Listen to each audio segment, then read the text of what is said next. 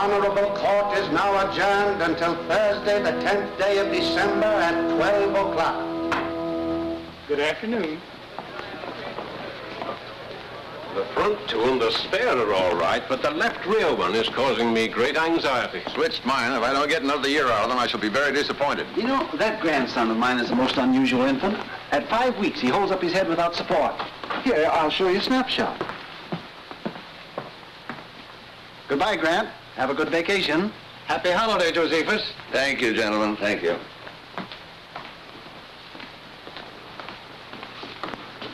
Mr. Justice? Well, Could we have a word with you, Justice Grant? Just a few questions. I stopped answering questions when court recessed about 3 minutes ago. What do you know about that? Come in. Here we go.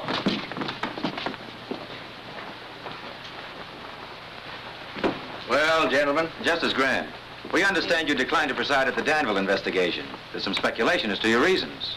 Well, there needn't be. I've had a long, hard year. I'm tired. I'm going hunting.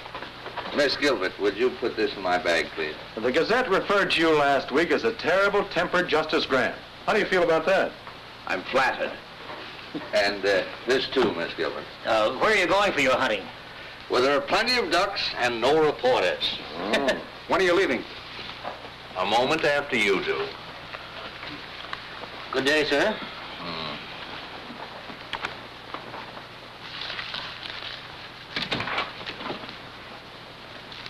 Miss Gilbert, what is this nonsense? What does this resignation mean? I think it's obvious, sir. If it were obvious, I wouldn't ask the question, would I? Justice Grant, I've been with you for 2 years, and not once during that time have you expressed satisfaction with my work. Miss Gilbert, you can learn more law here in a week than you can anywhere else in a year. That's all that should interest you. I don't feel that I have to constantly remind you that you're a brilliant young woman and that you have a fine future. Now, if there isn't anything else, can I go? Oh, you wanted to look over the Hale and Tryon opinion, sir. They won't be back from the printer till next week. Oh, yes, they'll need some revision. But I don't want to hang around here. Perhaps I can bring them up to you at Crownport, sir. That'd be fine. No. You need a vacation, too. From me. I don't mind at all. Miss Gilbert, are you heaping coals of fire on my head? I wouldn't dream of it, sir. Oh, I'll wire you before I come. Thank you. And Miss Gilbert, Yes, sir? no one must know where I'm going. No one.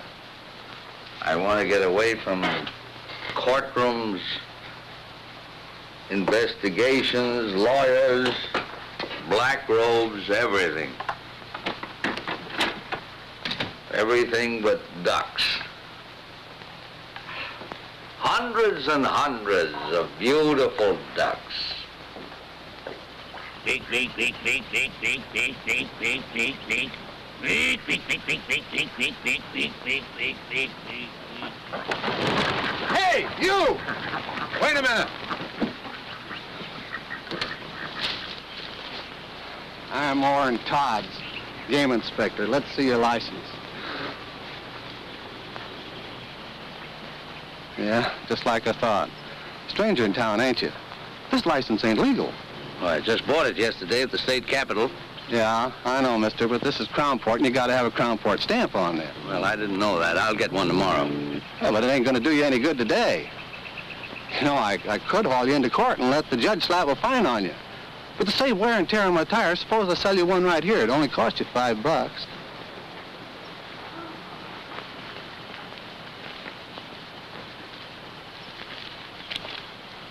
You know, the $5 is just for the stamp. I usually get a little something for my trouble, too. Well, you don't understand. I'm giving you a break, brother. Yeah, I never pay off twice, brother. Come on. Well, look, let me explain it to you.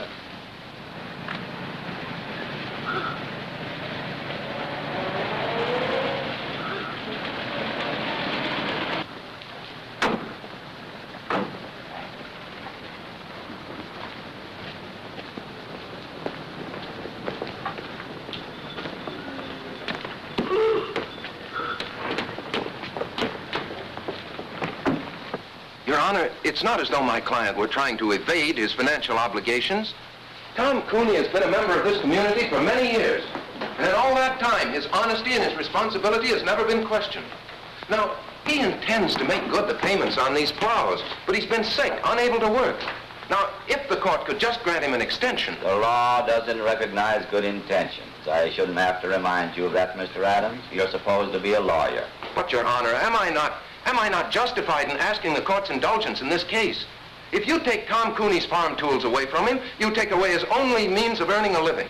Mr. Adams, this is a court of law, not an employment agency. Tom Cooney signed an agreement with Vincent Blackston of the Crown Port Auto and Supply Company. This agreement stated if he missed a payment on those plows, Mr. Blackston could take them back. Is that right, Mr. Cooney? Well, yes, Your Honor, but... All right, Counselor. Judgment against Thomas Cooney. But it was just one payment. If you'd give me a chance to... I don't care whether you say it's fair or not. It ain't. Get him out of here. Come on, Tom. This isn't going to help. I know it ain't going to help. Nothing's going to help in a town like this. Officer. Come on. Let go of me. Come on. Looks like you just lost yourself another vote, fella. Come on. It ain't right. I know it ain't right. Crown Port versus Joe Grant. Step up, Joe Grant.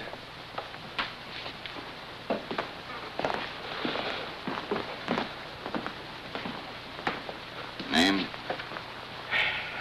Joe Grant. Shooting ducks without a Crown Port permit. I didn't get a chance to shoot. You were going to. Of course I was, you fool. That's why I bought a state license. We also require a Crown Port license, Mr. Grant. And ignorance of the law is no excuse.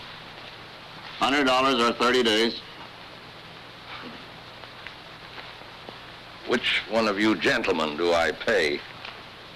The clerk. Should have bought it from me in the first place. Save yourself a lot of dough.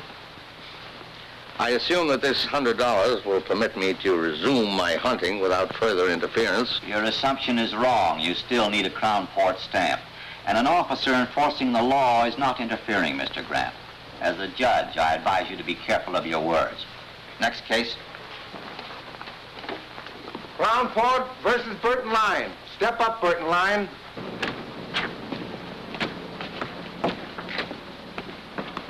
Hi, Tom.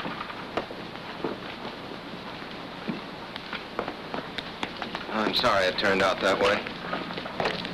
Guess that's the only way it could have turned out. No, I thought we had a chance, but I guess I should have known.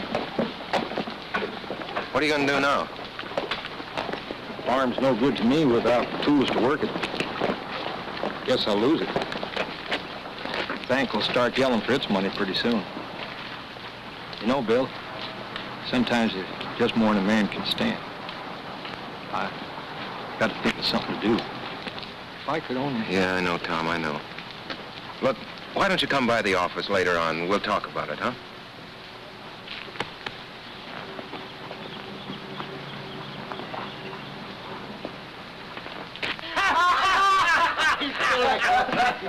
Hello, boys.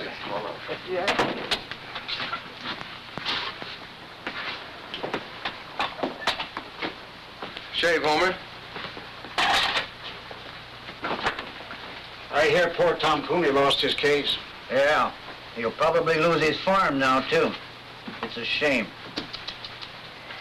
You know, Homer, that's what I like about the fellows around your shop. They enjoy the good things of life. Like a guy who can't meet his mortgage, or a poor farmer getting ripped out of his plows. Maybe if Cooney had a real sharp lawyer. Maybe if we had a bank that'd extend an honest man credit, or a judge that'd give him a break. Talk like that isn't going to get you any votes, Adams. If I could afford a 50-cent cigar, I could get yours.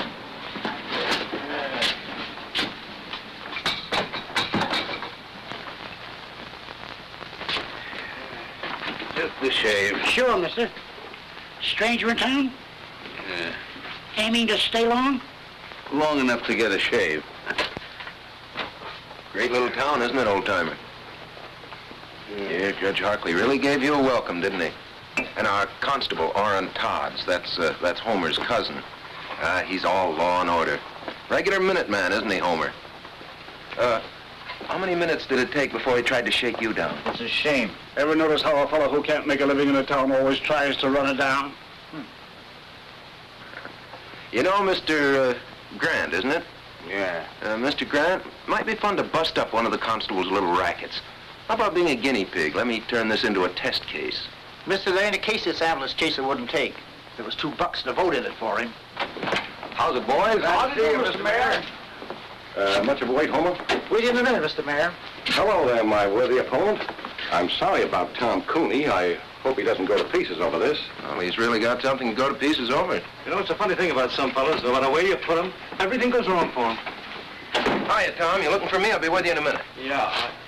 Look, Mr. Mayor, if there's anything I can do for you, if you're in need of a little ready cash or something... I don't want charity. I can't change the law, Tom. You're the mayor. But I'm not a nursemaid to every man in town who can't take care of himself. All right, Tony, that's enough. Now beat it. Keep your hands off. let him alone, Blackston. Oh. No, don't. This is all my fault.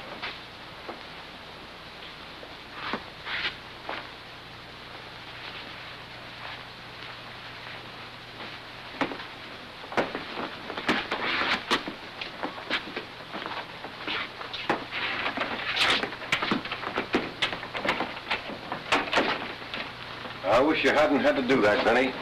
He's had it coming to him for a long time. That boy is turning into an awful radical. You could tell that by the speech he made accepting the nomination. Well, that kind of talk is never going to make a mayor a crown port. That's too bad. Nothing I'd like better than to see some bright young fella come along who could take my place. But Bill Adams... Take a man to fill your shoes, Mr. Mayor.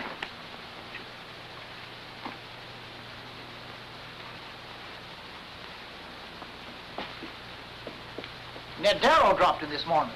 Said to give you his regards.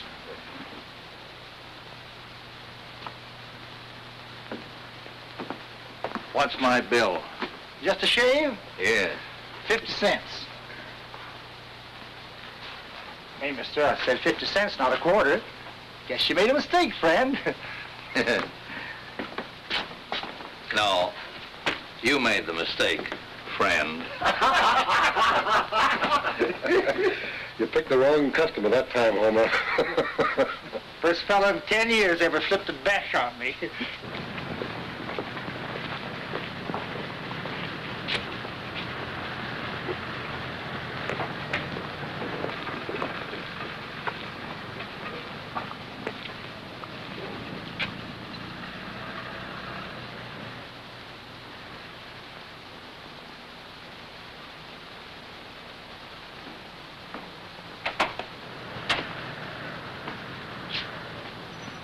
Come on in, old-timer. Thank you.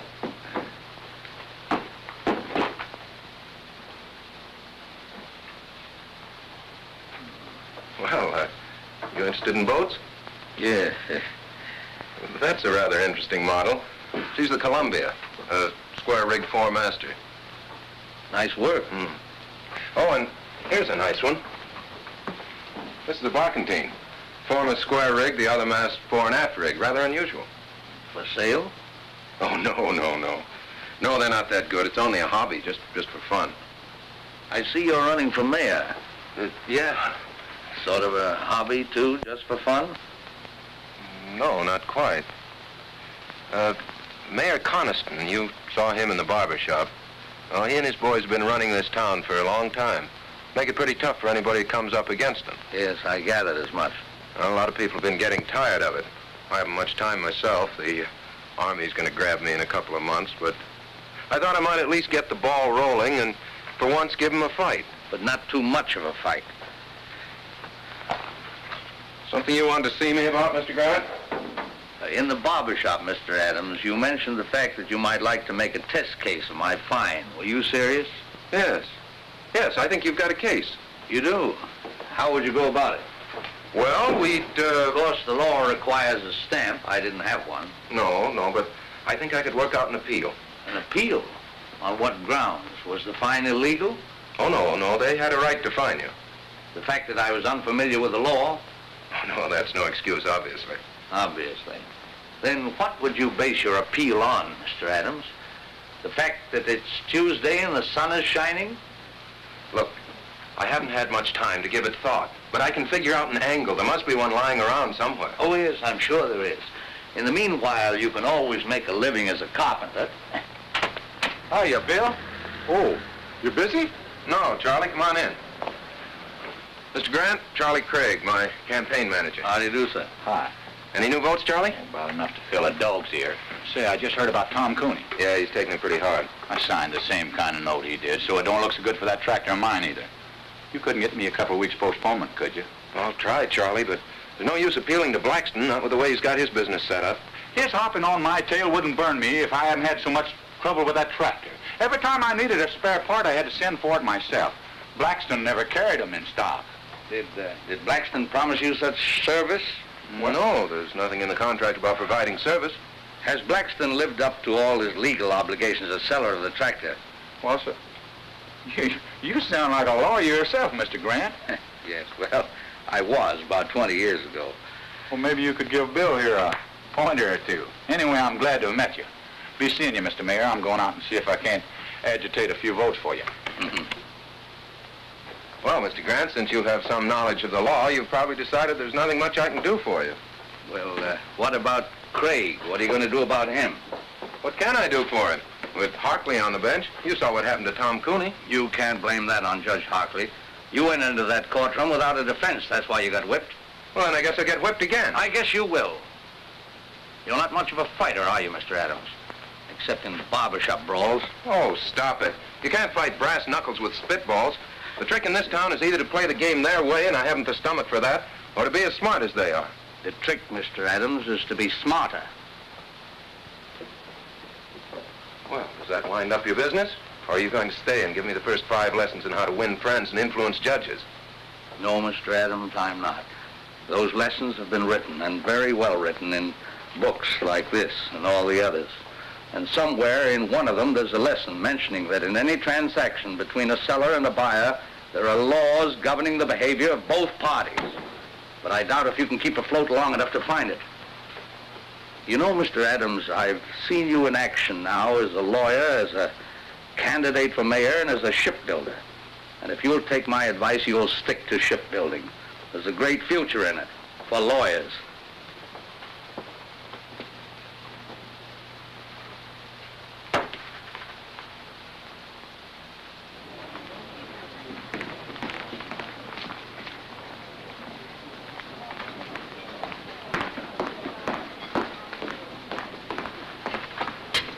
Excuse me, sir, for breaking in like this, but I think I found it. Yes, that covers it. You said you hadn't practiced law for 20 years. Imagine remembering a thing like that. Have you had dinner, Mr. Adams? No, thanks, not hungry. I think this will cover it. It should work, but I've been battered down by those guys so often, I guess I haven't too much confidence. How long have you lived in Crownport, Mr. Adams? 28 years with time out for college and law school. Mm-hmm. Never established residence in any other state? No. You're sure of that? Well, of course. Well, we went to Mexico for a few months when I was 7, but... Did you file an income tax return for 1939 and 40? Well, sure. I didn't pay anything in 1940. I didn't earn enough, but I filed a return. And your figures were honest, correct, and would bear investigation? What? Why, of course they were. No, you're getting nervous, Mr. Adams. I'm not nervous. I'm merely trying... Yes, you are. You're flustered. You're raising your voice. Well, why shouldn't I raise my voice? You've as good as accused me of falsifying my income tax. I've accused you of nothing, Mr. Adams. Now, look, I don't know what you have on there, but I want to tell you that... Take a look.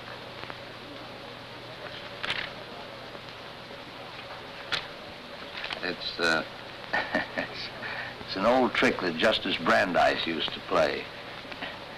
I read about it in Collier's once.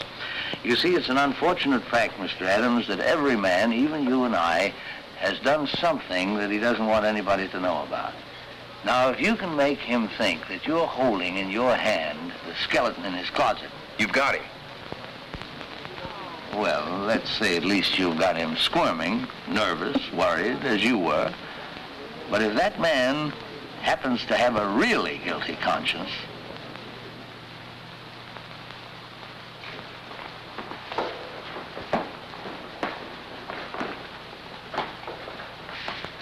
is Vincent Z. Blackston? Yeah.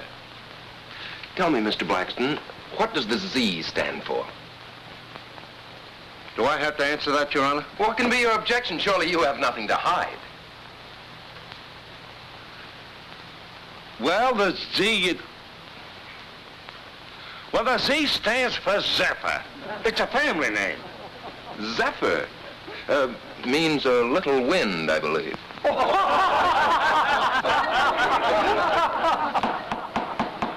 Quiet. Mr. Blackston, you're the owner and manager of the Crownport Auto and Supply Company? Yes. The sole owner? Well, sure, of course.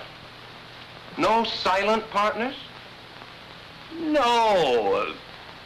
Well, of course, there are people. Oh, then you're not the sole owner. I didn't say that. I just It said... seems very strange to me, Mr. Blackston. You don't know whether you own your own business or not. I object. That question is irrelevant, immaterial, and calculated to confuse the witness. Objection sustained. Counselor will restrict himself to the facts bearing on this case.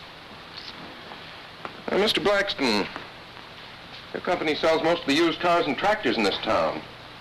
Almost a monopoly, isn't it? I do the most business because I sell my stock at the lowest prices. That's not monopoly. That's the American way of life. Now tell me, Mr. Blackston, carry spare parts for your customers? Sure. Do you have in stock at this moment piston rings for the 1938 tractors you sold in this town? Well, Mr. Blackston?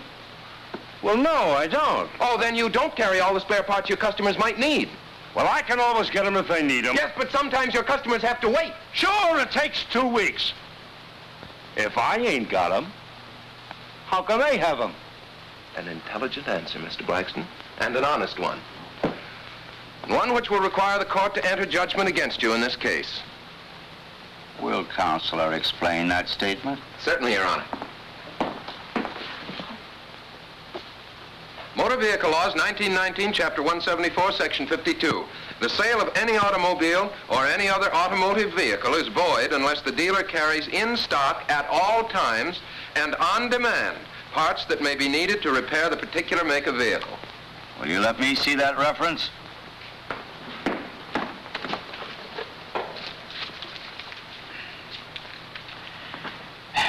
Counselor would seem to be correct.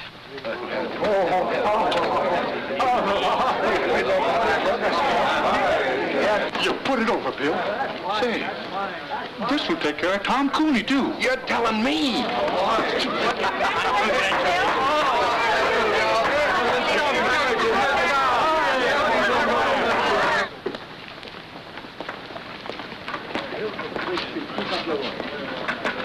Mr. Grant. I thought you were going hunting. Well, all the ducks are inside today.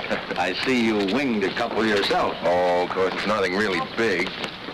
Oh, who am I kidding? I'm so tickled I feel like a combination of Superman and a member of the Supreme Court. Really, I don't know how to thank you, Mr. Grant. Oh, no need to, my boy. First time I've enjoyed a courtroom in years. Hey, thank you, fella. You know what this stuff is? No, Mr. Grant, he wouldn't. William, this is American money. Good old folding money. You know what you can do with this stuff? You can buy things that you need. You get it?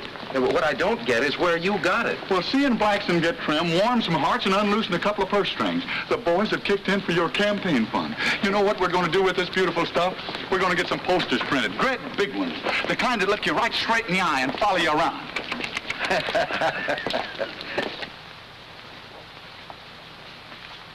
Why get frightened? So Adams does win one rotten little case. Do you know what that case cost me? You can afford it. If it had happened to your hotel, Roscoe, you'd scream like a stuck pig. Stop it, stop it. Seriously, Jim, you don't see Adams as real competition. Well, as things stand now, no. But if a lot of people start thinking of Bill Adams as the people's champion, well... Jim, there was nothing else I could do. I can give you boys the edge when it's a question of interpretation, but not when the law's right there in black and white. Oh, I'm not blaming you, Judge. It's just something to start thinking about, that's all. You think we'll have trouble? Well, now look, boys. On second thought, we may be getting all steamed up for nothing. Yeah. But suppose he opens a lot of old cases like Tom Cooney's. I think you've got something there, Zeppa. We'll just have to show the boy that he's wrong.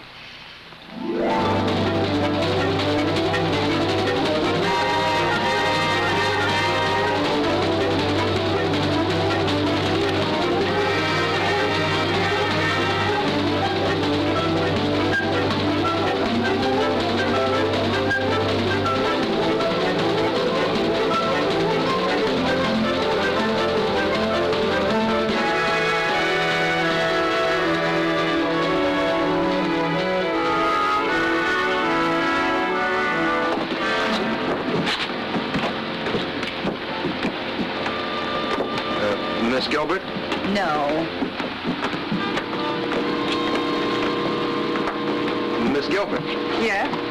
Oh, that's better. That's much better. I'm Bill Adams. Mr. Grant asked me to meet you.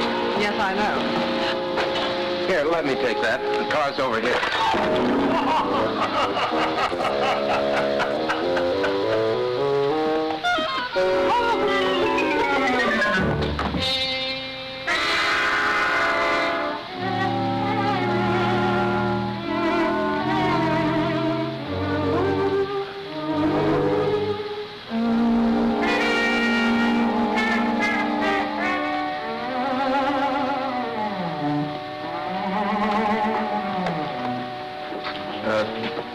Do you think we should try to scoop some of that up? No, I guess not, huh? Well, everything seems to be under control, but... Would it be all right with you if we went to your car now? The car? Oh, no. No, yes. Right here.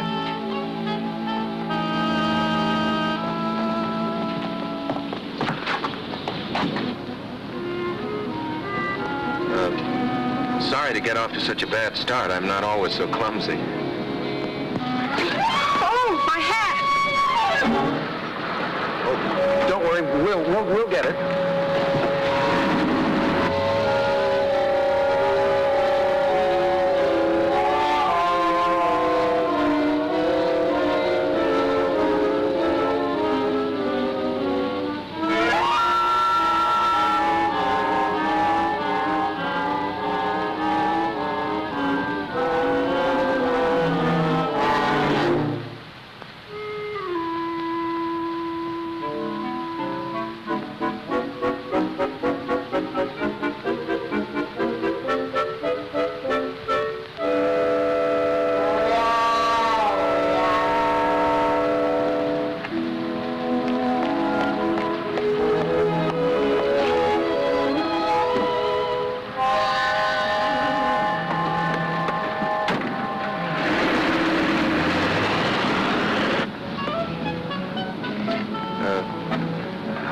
Have you worked for Mr. Grant? 2 years. Quite a character, isn't he? Quite. You know, I was very surprised when he told me his secretary was coming down. I had an idea the old boy was retired. The old boy is far from retired. Where is he now, Mr. Adams? Oh, he went over to Wellbridge this morning to do some hunting. He ought to be back soon. I was going to drive you around the town, but I guess you'll want to get cleaned up now. Yes, I think I will. Well, I'll take you straight to the hotel.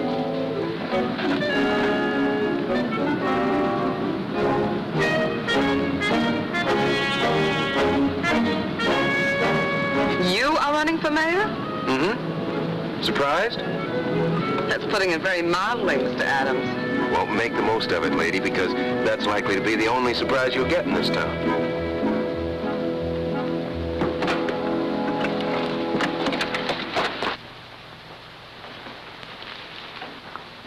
Who's the girl with Adams?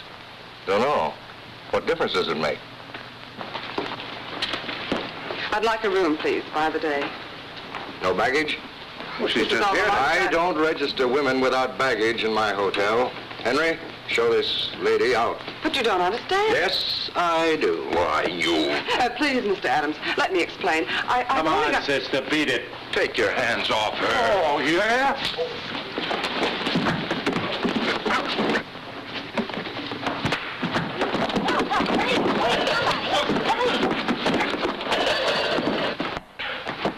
Nice work, pal.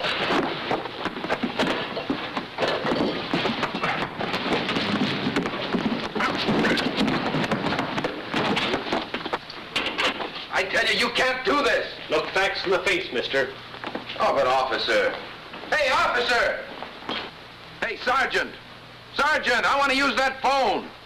Will you please keep quiet, Your Honor? Just trying to get us out of here, you know. Why didn't you think of that before you got us in? Look, I'm very sorry this happened, but it isn't my fault. I suppose I started the fight. You sure did all right once it got going. Oh, what a gal. And what a wallop. Yeah, Miss G, you're really some scrapper. Say, Roscoe Swade asked me to call you, Judge. We've got Bill Adams in here with a dame, assault and battery. How long do you want us to hold him here? Oh, just let them stew for a while, Sergeant. Adams will probably want to get in touch with me. Oh, he does, huh? Well, I'm out of town. You can't reach me anywhere. That's right. Overnight.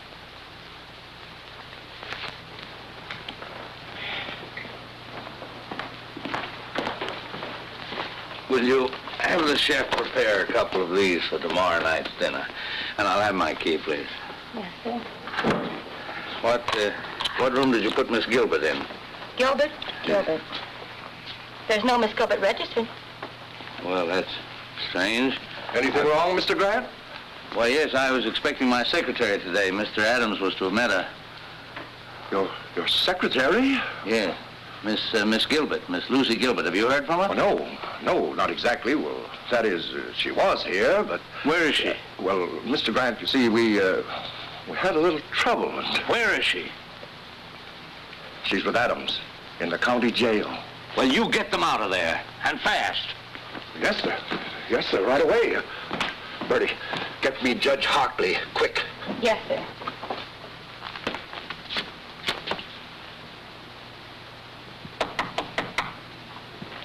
Come in. Good evening, Mr. Grant. Well, good evening, Miss Gilbert. I'm sorry I couldn't meet you at the station. So am I, sir. However, Mr. Adams seems to have made your introduction to Crownport quite spectacular. Well, if it amuses you both, of course it was quite worthwhile. I'm sorry. Sit down, Miss Gilbert. You seem tired. What happened? Well, when I said the boys were playing with brass knuckles, I wasn't kidding. Look, I win a case from Blackston. That makes a good impression around town. So I walk into Swade's hotel. Roscoe says something, provokes a fight, and I land in jail. That's the way Crownport's run, Mr. Grant. I hope the fact that Miss Gilbert was involved won't upset you. The fact that Miss Gilbert was involved upsets me a great deal. It strikes me that Swade, Carlson and company are just been a little too high-handed. Well, you can't fight the city hall, sir. As candidate for mayor, that's what you're doing, isn't it? Well, I suppose I am, but the boys are starting to play rough. Well, of course, if they play too rough, you can always go back to your shipbuilding. Yes, I guess I could. But right now, I'm going to go home and get some sleep. Miss Gilbert and I have a date in court tomorrow. Good night, Miss Gilbert. Don't hold me against Crownport. All right, sir.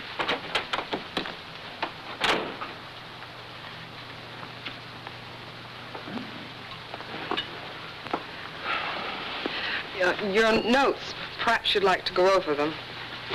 I gather somehow that you're not very much drawn to Mr. Adams. My personal reactions to him aren't important, sir. Well, I wouldn't be too hasty. He attracts too much trouble. He certainly does. His whole approach is wrong. He shuts his eyes and wades in as slugs. But he has good stuff.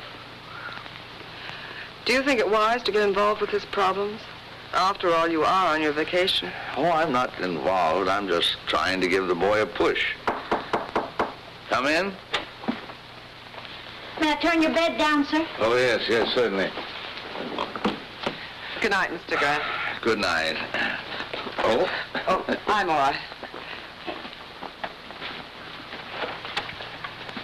Good night, Miss Gilbert.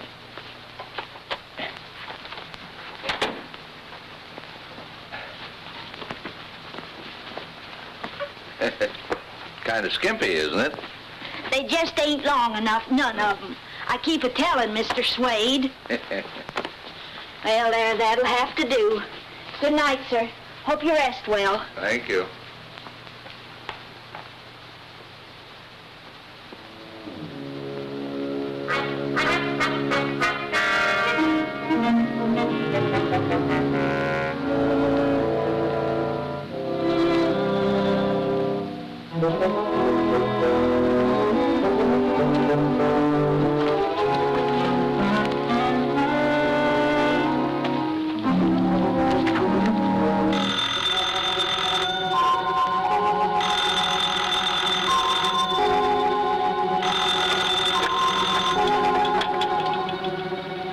Wrong number. Mr. Adams, wake up. This is Mr. Grant. What? Wait a minute. Yeah? You want me to what? I said get into your clothes, get 2 yardsticks. Yardsticks. Come right over here and register for the night at the hotel. I'll tell you all about it when you get here, but get here. Right.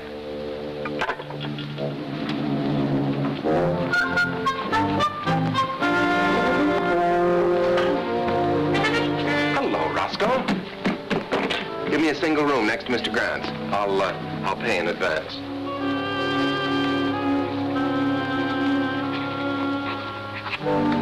$413. What's the matter, Roscoe?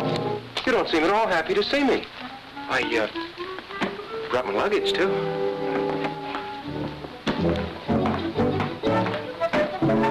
Why should he sleep here with yardsticks? He's got a place of his own.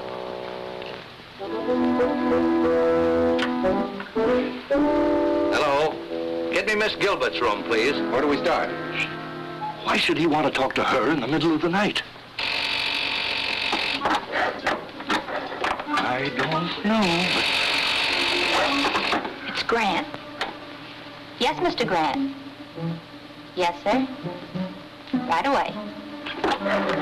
He wants a bellboy right away. He wants to send something to Miss Gilbert's room. They're up to something. I know they are. Henry.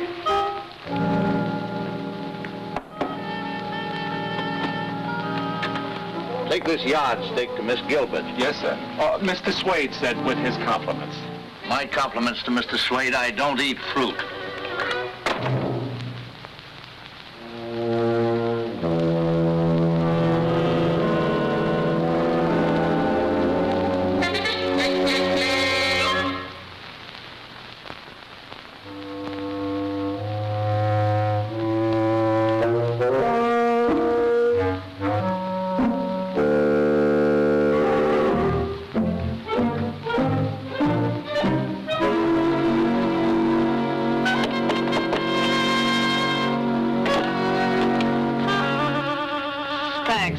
Oh, wait a minute, miss. I've got a bowl of fruit for you. Mr. Swade said with his compliments. My compliments to Mr. Swade. Tell him I've lost my appetite.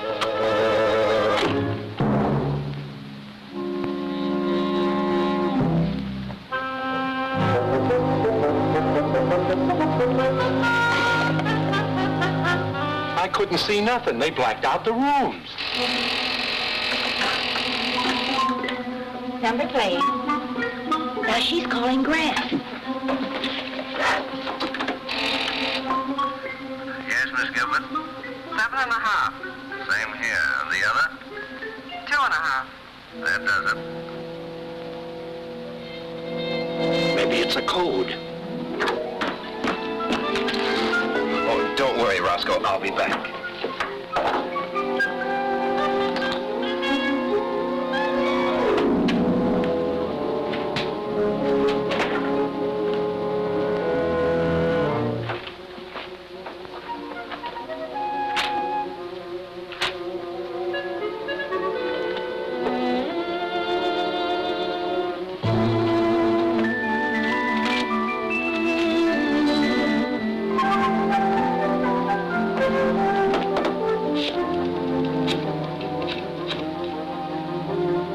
Swade's hotel? Give me Mr. Grant's room. Mr. Grant, you were absolutely right. It's 9 and 2. Yeah, I'll be back in a minute. Oh, I think Mr. Swade's going to be a little sorry tomorrow that he's bringing those charges against us.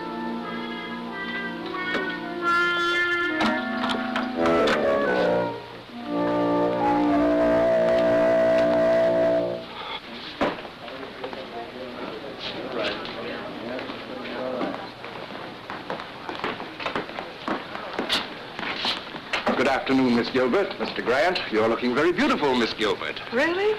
I didn't sleep at all. Probably nervous exhaustion due to the unfortunate experience you underwent yesterday. Ever spent any time in jail, Mr. Swade? Ever been sued for false arrest, Mr. Swade? Miss Gilbert, I've made up my mind to drop the complaint against you. Well, what about the complaint against Mr. Adams? He spent a few hours in jail, too. You've got nobody but yourself to thank. You started it hitting Henry. I'll forget you hit me. He didn't hit you. I did. Well, I'll forget that, too, but... But 6 hours in jail is something I won't forget, Mr. Swade. I think $5,000 damages would be about right, Counselor, don't you? Well, I had thought of 10, but... No, I think 5 is enough. Oh, don't worry, Mr. Swade. I'll see that the money goes to a good cause. I'll invest it in war bonds.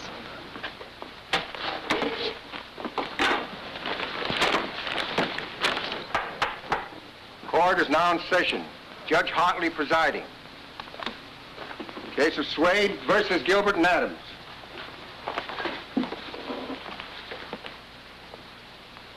Judge, I move you throw my complaint out.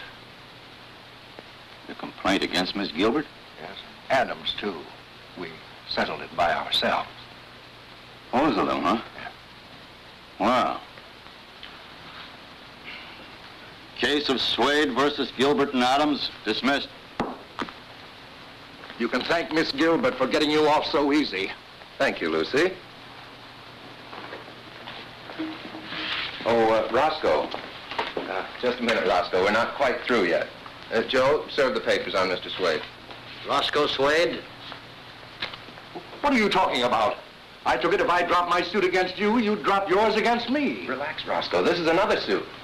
Your Honor, I find that in the management of his hotel, Mr. Swade is in violation of several important laws. Oh, what are the charges? I've brought the evidence with me, Your Honor.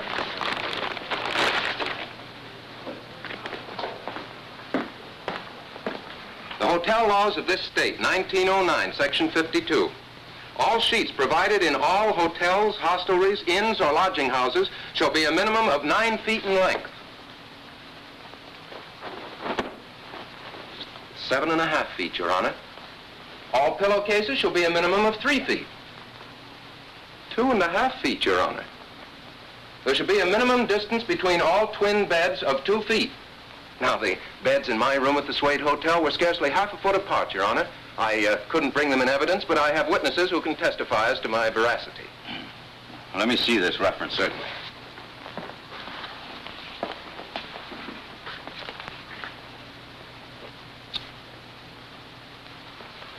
You'll be sorry for this. You wait and see. Will the court warn the defendant that threats and intimidation are punishable by law? Keep quiet, Mr. Swade.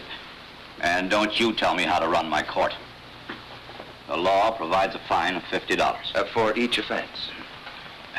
Are you prepared to face these charges at the present time? Yes. You plead guilty? Yes. And pay the clerk. Nice work, Counselor. Congratulations. Thanks. Thank you.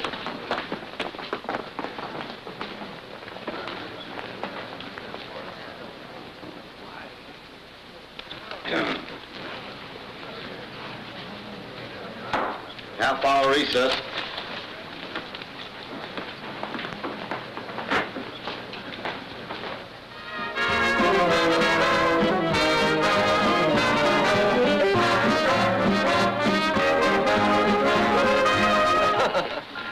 Well, this couldn't by any chance be a little gift from Mr. Swade. I thought we might end our celebration in style. What vintage is that, miss? California, 1938. Here, I'll do it, miss. I'm an amateur, the bottle resents me. Well, it popped anyway. You. To the next mayor of Crown Port.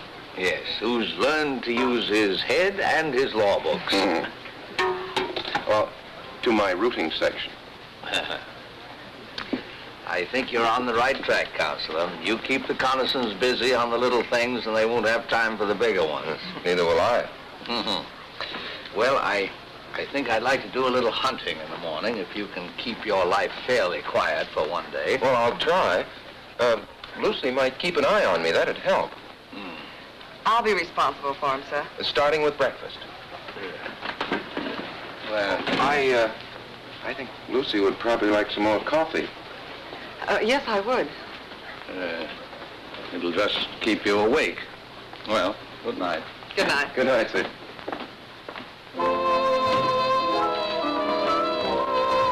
More coffee?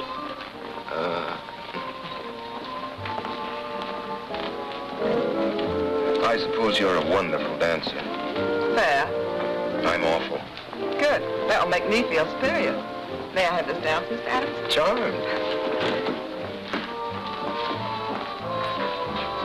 Hey, I'm not so bad, am I? You're fine. I guess the trouble was I just never liked to dance before. Neither did I. You know, Lucy, Crownport's not such a bad little town. It's got a lot of nice people in it. You've just seen the worst side of it. Like you? No, but what I mean, Lucy, is, well, can you see yourself living in a town like Crownport? No, pretty dull, I guess, huh? Very. Practically nothing's happened to me since I met you. Yeah. No, but seriously, sometimes I have whole days of peace and quiet. Now, we've been together for several hours and nothing very spectacular has happened. Not near enough has happened.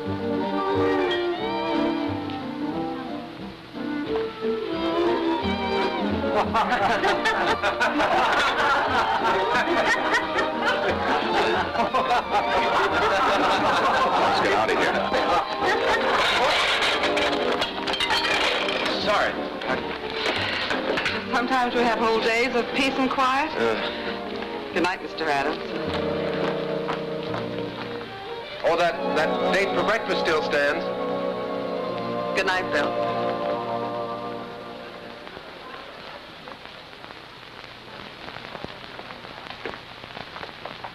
Morning, Herman. Well, goodbye, Mr. Adams. Oh, no. Oh, no. Mr. Grant said you were to look after me today. And what he says goes. He's your boss, you know. Well, I've had breakfast with you. Oh, yes, but I need much more looking after than that. Much more. What the? Wait, Bill. Hey! I've been trying to find you. Look. Hey, what's going on here? What do you think you're doing? You're being evicted. Here's your notice. Come on, boys. Don't take all day. Okay, Bob. Because of the lumber I keep around, the place has attracted termites. How do you like that? It's fantastic. Look, can't you just wait until I call Ridges and get this thing fixed up? Sure. You can call him in Swade's office, but it won't do you no good, pal. He signed the notice himself. Okay, fellas, lift it. Yeah, but at least you can leave my stuff here until I can get another office. Sorry. Orders. Well, what difference does it make to you?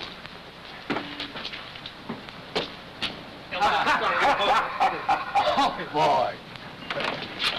Where's your telephone? Over there. Thanks.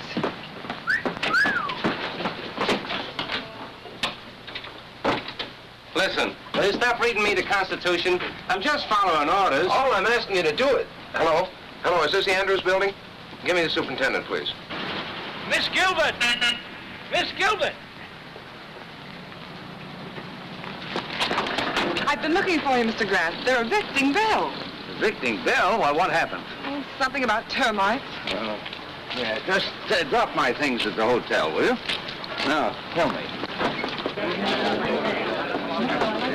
Who's responsible for this?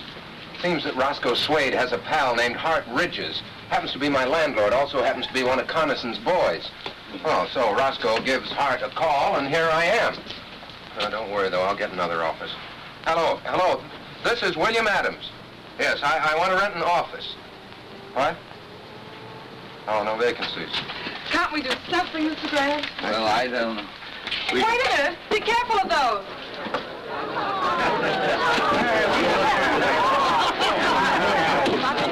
No vacancies at all, huh? I see. Not an office in town, not even a loft. Oh, those boys think of everything. Carlson? Are you sure? Who else? It's too clever for anybody else. Let me through here with you. Who's Bill Adams? Do you mean Mayor Adams? I'm Bill Adams. What do you want? Electric company. Got orders to discontinue service. Efficient, aren't they? You'll find the box in the back. Okay, thanks.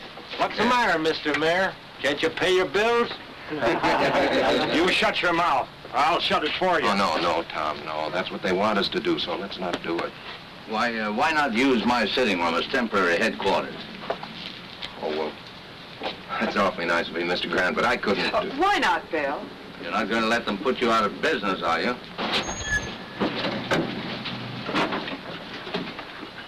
Where's Bill Adams? Oh, Mr. Mayor, you got more company. Hey, Wooly, bring out a couple of more chairs. I'm Adams. What do you want? Compliments of the mayor. He thought you might need some help. Will you send my compliments right back to the mayor and tell him to... You tell Mayor Coniston I'm staying right where I am, out on the street. And before I'm through, I'll have him out here with me. Get a soapbox. You bet I'll get a soapbox. And if Coniston wants to know what I mean, tell him to come down here and I'll try explaining it to him personally. Ladies and gentlemen, please, just give me a few minutes until I get my new office set up. William, you mean right here on the street? Sure, why not? We'll hang my shingle on that lamppost.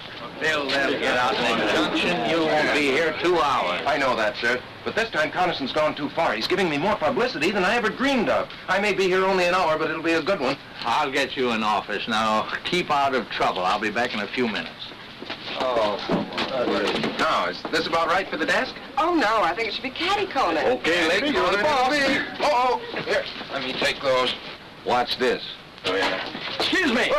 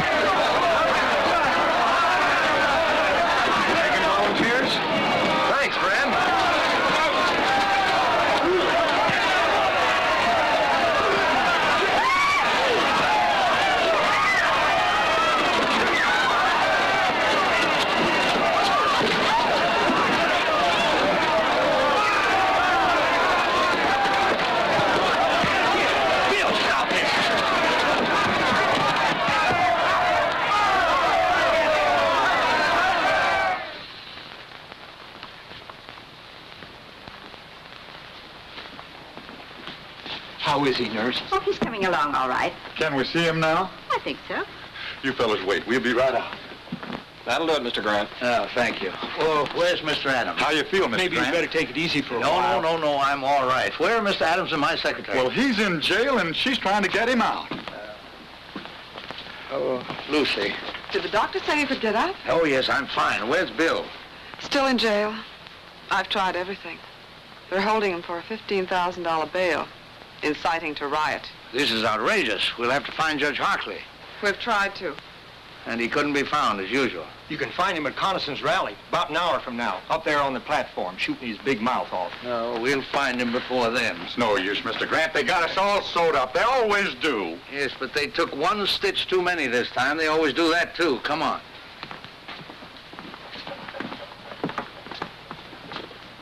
Do you think you should? I've got to get the boy out of jail. I'm glad you feel that way, sir. Yes, well, let's not keep Judge Hartley waiting, huh?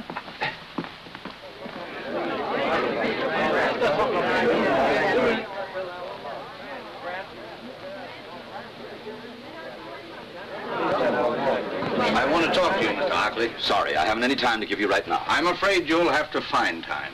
See here, you... Judge Hockley, acting on my rights as a citizen, I demand that you swear out warrants for the arrest of Ridges, Swade, Blackston, and Mayor Carlson. You're crazy. On what charges? Conspiracy, abuse of public office, inciting to riot. I suggest that you come to the jail with us now and release Mr. Adams and sign those warrants.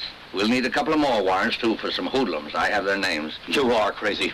You can't push a way into my house and order me around. Do you realize I can have you arrested for disturbing the peace, all of you? Let's just postpone that, Judge. Ladies and gentlemen, will you excuse us for just a minute?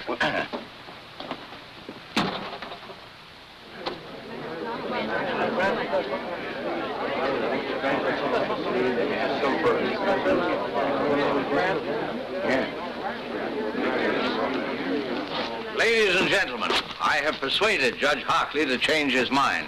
He has kindly consented to release your candidate in time for the rally tonight. Trying to tell Bill how you got him out? No, that's not necessary. What's the deal, Mr. Grant? You know something about him? No, on the contrary, he knows something about me.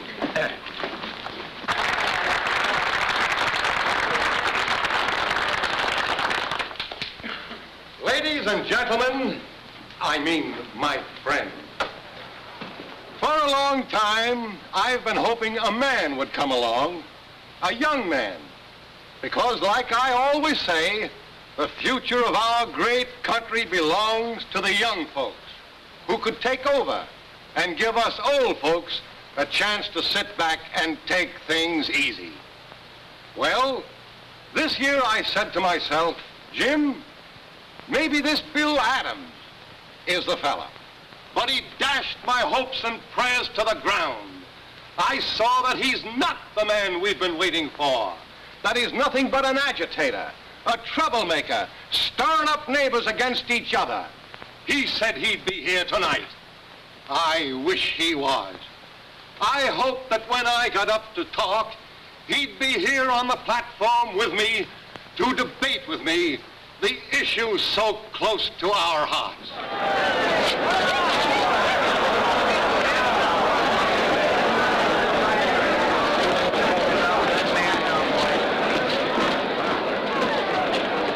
Bill Adams, if you think you're going to break up this rally, you're crazy. Did you let him out? Mr. Mayor, well, Chief Perkins here, he's got a warrant for your arrest. And for the arrest of Blackston, Ridges, and Swade. Take your hands off me. Jim, I couldn't help it. Honestly, you just better come along. Attention, please. Quiet, quiet, everybody. My friend, I never thought he'd dare do this. But you can see for yourselves now to what lengths this radical will go to sabotage a peaceful meeting of the people. But I'm calling his bluff. I'm going to make him bring out the witnesses to prove this. As mayor of this town, I got a right to call a special hearing, and I do. So the issues will be clear when you go to the polls to vote tomorrow. You'll be sorry you ever started this.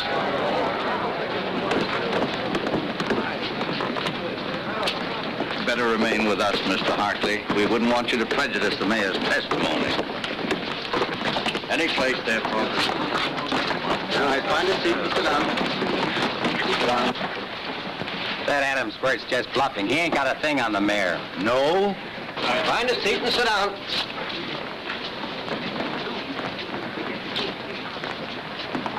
Mr. Grant, I still don't understand.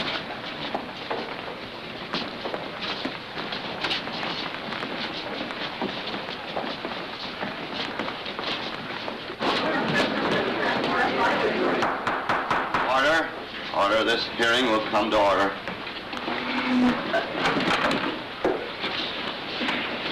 Judge Hockley, my friend, I'm not on trial here.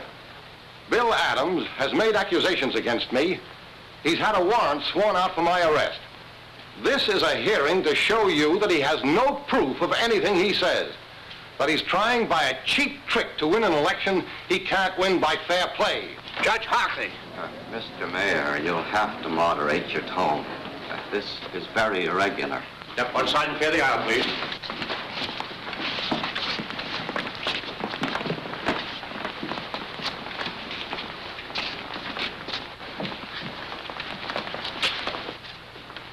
Mr. Carlson, it's true that you are not formally on trial here. You asked for this hearing. You demanded by what right we had you arrested. We're here to tell you and to accuse you of conspiring against men who honestly oppose you, of inciting a riot with reckless disregard for human safety, of abusing the office to which you have been elected by the people of this town. And these accusations we are prepared to prove. I hate to see the old boy get himself involved like this. Don't worry about the old boy now, darling. Mr. Mayor, Mr. Grant has obtained confessions from these men. They have told Mr. Grant that acting on your orders, they started the riot this morning in order to make possible Mr. Adams' arrest. They have sworn to these facts. Because of this, Mr. Grant was able to demand a warrant for your arrest. Mr. Grant swore out a warrant from my arrest. A man who doesn't even live in our town. A meddling old fool who does nothing but shoot ducks and start trouble. Jim, don't say that. I'll say anything I please. I demand to know who this man is. Who is this Joe Grant? Jim, do yourself a favor. Don't ask. That's all right, Judge Hockley. Mr. Carlson, it's not Joe Grant. It's John Josephus Grant. Where you from, Grant? Washington, D.C. Jim, please, no more questions. Mr. Grant... Shut up! I'll ask all the questions I please. By what right? And what do you do, Mr. Grant? Mr. Carlson, I am a judge, an associate justice of the Supreme Court of the United States.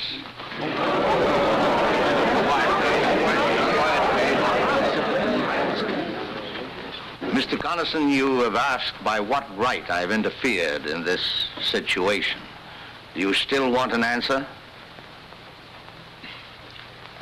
Justice Grant, would you care to...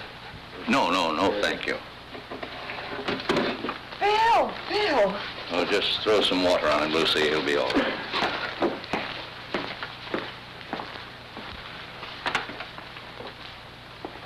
Your Honor, Mayor Carlson, it's only right that you should know why I, a stranger, have become involved in your affairs. Believe me, it's not because I am a justice of the Supreme Court. It's because, like all of you here, I am a citizen of this country. That is no little honor. Men have fought revolutions, have died to be called citizen. And as citizens, we carry a burning responsibility. It means that when we elect men to public office, we cannot do it as lightly as we flip a coin.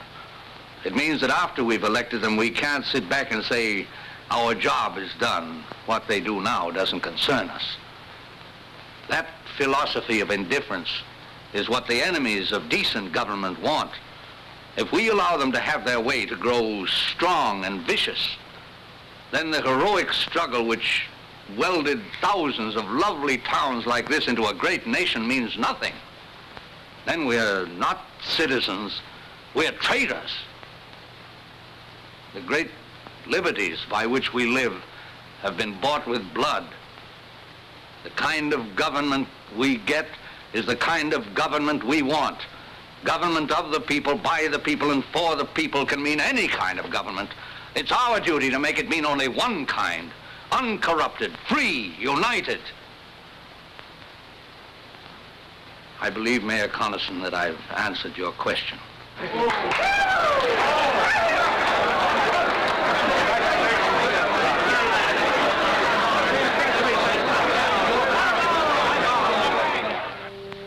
Now, as soon as court adjourns, I'll meet you back here in my chambers. Oh, what's the matter, Mr. Justice? You seem nervous. Oh, no, not at all. How about you, Mayor Adams? Have you the ring? Do you know your lines, sir? Well, I ought to. I stayed up half the night learning them.